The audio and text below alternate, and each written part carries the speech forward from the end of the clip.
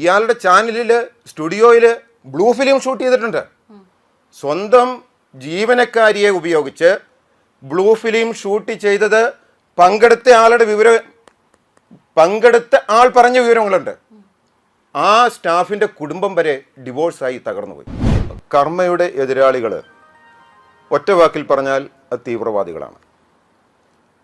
ഭീകരവാദത്തിൻ്റെ മുഖം പേറുന്ന ചെകുത്താന്മാരാണ് ആദ്യത്തെ കർമ്മയുടെ എതിരാളികൾ.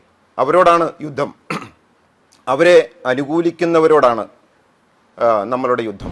ഞങ്ങൾ ഔദ്യോഗികമായിട്ട് സാറ്റലൈറ്റ് പ്രോജക്റ്റിനെ കുറിച്ച് ഇതുവരെയും ഒരു അനൗൺസ്മെൻറ്റും നടത്തിയിട്ടില്ല. ഇപ്പോൾ ഇവിടെ ഇരുന്ന് ഔദ്യോഗികമായിട്ട് തന്നെ ഞാൻ പറയുകയാണ്, ഞാൻ ഒരു അനൗൺസ്മെൻറ്റും കർമ്മ സാറ്റലൈറ്റ് പ്രോജക്റ്റിനെ കുറിച്ച് നടത്തിയിട്ടില്ല. പക്ഷേ അത്തരത്തിലൊരു പ്രോജക്റ്റ് ഉണ്ട്, അതുമായി ബന്ധപ്പെട്ടുള്ള കാര്യങ്ങൾ ചെയ്തുകൊണ്ടിരിക്കുകയാണ്.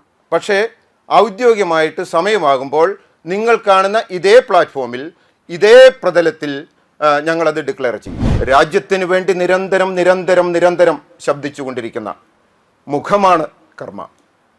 നമസ്കാരം. കർമ്മ ന്യൂസിലേക്ക് എല്ലാ പ്രേക്ഷകർക്കും സ്വാഗതം. ഇന്ന് ഞങ്ങൾ അഭിമാനത്തോടു കൂടി ഞങ്ങളുടെ ചീഫ് എഡിറ്ററിനെ നമ്മുടെ പ്രേക്ഷകർക്ക് മുന്നിൽ കൊണ്ടുവരികയാണ്. നിങ്ങൾക്ക് വളരെ സുപരിചിതരാണ് അദ്ദേഹം. പല വീഡിയോകളിലൂടെയും അദ്ദേഹത്തിൻ്റെ മുഖം നിങ്ങൾക്ക് പരിചയമാണ്. പക്ഷേ എന്നാലും ഇങ്ങനെ ഒരു അഭിമുഖത്തിനായി അദ്ദേഹം ഞങ്ങളുടെ സ്റ്റുഡിയോയിൽ ഞങ്ങൾക്കൊപ്പം എത്തുന്നത് ഇത് ആദ്യമാണ്. എനിക്ക് ഇങ്ങനൊരു അവസരം കിട്ടുന്നത് ആദ്യമായിട്ടാണ്. എന്തായാലും വളരെ സന്തോഷം സർ, സ്വാഗതം.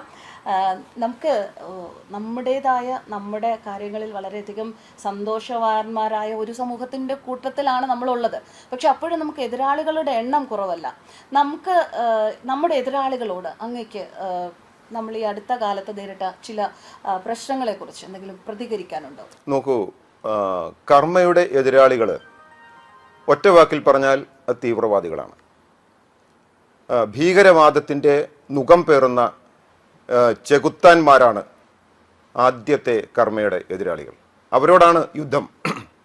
അവരെ അനുകൂലിക്കുന്നവരോടാണ് നമ്മളുടെ യുദ്ധം. തികഞ്ഞ ദേശീയവാദം, ദേശീയതയെ പ്രൊമോട്ട് ചെയ്യുന്നതിൽ ഒട്ടും ഒരു അല്പം പോലും വീഴ്ചയില്ലാതെ രാജ്യത്തിന് വേണ്ടി നിരന്തരം നിരന്തരം നിരന്തരം ശബ്ദിച്ചുകൊണ്ടിരിക്കുന്ന മുഖമാണ് കർമ്മ.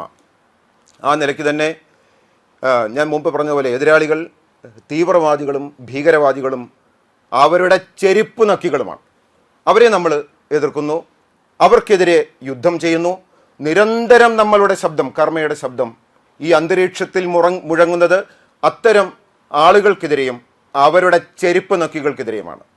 അതുകൊണ്ട് തന്നെ ഭയക്കാതെ സധൈര്യം കേരള സമൂഹത്തിൽ മലയാളത്തിൽ പ്രേക്ഷകരിലേക്ക് ഈ ഒരു ശബ്ദം പതിഞ്ഞിറങ്ങും. രാജ്യത്തിന് അനുകൂലമായിട്ടുള്ള വാർത്തകൾ പ്രചരിക്കുമ്പോൾ സംഘിയെന്നും മോദി അനുകൂലമെന്നും ഒക്കെ പറയാറുണ്ട്. അതല്ല, അതിനപ്പുറത്ത് പറഞ്ഞാലും ഒരു പ്രശ്നവുമില്ല. ഞങ്ങൾക്ക് സംഘപരിവാറുമായി ബന്ധമൊന്നുമില്ല, ബന്ധമുണ്ടെന്ന് അവരും പറയാറില്ല. പക്ഷേ ഈ രാജ്യത്തെ ഗവൺമെൻറ്റിനെ സംരക്ഷിക്കുന്ന, ഇന്ത്യയെ സംരക്ഷിക്കുന്ന, നമ്മളുടെ വിദേശ നിലപാടുകളെ സംരക്ഷിക്കുന്ന, നമ്മളുടെ ദേശീയ സുരക്ഷിതത്വത്തെ സംരക്ഷിക്കുന്ന സൈന്യത്തിന് വേണ്ടിയിട്ടുള്ള അങ്ങനെ അത്തരം കാര്യങ്ങളിൽ വെള്ളം ചേർക്കാതെ അവരോടൊപ്പം നിന്ന് ചേർന്ന് പ്രവർത്തിക്കുമ്പോൾ അതിനിടുന്ന പേരാണ് സംഘി അല്ലെങ്കിൽ മോദി അനുകൂല നിലപാട് എന്നൊക്കെ പറഞ്ഞിട്ടുണ്ടെങ്കിൽ അതിനകത്ത് വിഷയമൊന്നുമില്ല. നാളെ ഈ സമയത്ത് രാഹുൽ ഗാന്ധി ഇന്ത്യയുടെ പ്രധാനമന്ത്രി ആയിട്ടുണ്ടെങ്കിൽ കേന്ദ്ര സർക്കാരിനൊപ്പം ഇതുപോലെ നിൽക്കും. നമ്മൾ ഈ വിമർശിക്കുന്നവരെന്താണ് കരുതുന്നത്? രാവിലെ എഴുന്നേൽക്കുമ്പോൾ മുതൽ കേന്ദ്ര സർക്കാരിനെ തെറി പറയുക, മോദി സർക്കാർ എപ്പോഴും ഇങ്ങനെ വിമർശിച്ചുകൊണ്ടിരിക്കുക, അതൊന്നും നടക്കില്ല. കാരണം രാജ്യത്തിൻ്റെ ഐക്യത്തിനെയും അഖണ്ഡതയെയും ബാധിക്കുന്ന ഒരു വിഷയത്തിലും നമ്മൾ വിരുദ്ധമായിട്ടുള്ള ചേരിയിൽ നിൽക്കില്ല. അങ്ങനെ പറഞ്ഞു വരുമ്പോൾ നമ്മുടെ ഒരു പുതിയ പ്രോജക്റ്റ് സാറ്റലൈറ്റ് ആകുന്നു, കർമ്മ സാറ്റലൈറ്റ് ആകുന്നു എന്നതിന് വളരെ പ്രതീക്ഷയോടെ കാത്തിരിക്കുന്ന ഒരുപാട് പേർ നമ്മുടെ പ്രേക്ഷകരുണ്ട്.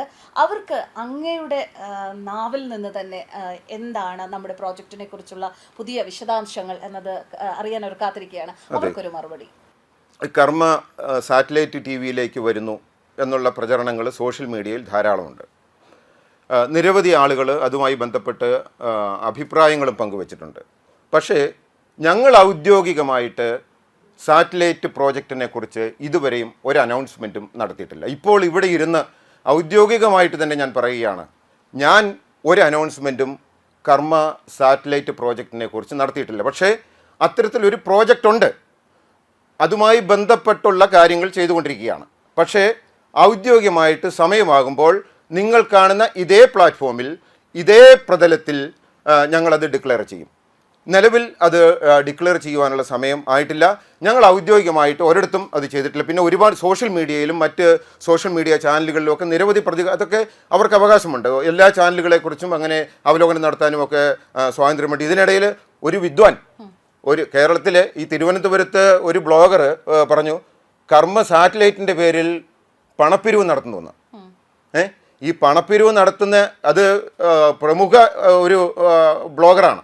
ഈ ബ്ലോഗർ UK-യിൽ 35 ലക്ഷം രൂപ കോടതി ബ്ലാക്ക് മെയിലിന് പണിഷ്മെൻറ്റ് ചെയ്ത് അവിടെ കാശും കൊടുത്ത് ജയിലിൽ കിടക്കാതെ അവിടുന്ന് തല്ലും വാങ്ങി കേരളത്തിലെത്തിയ വിദ്വാനാണ്.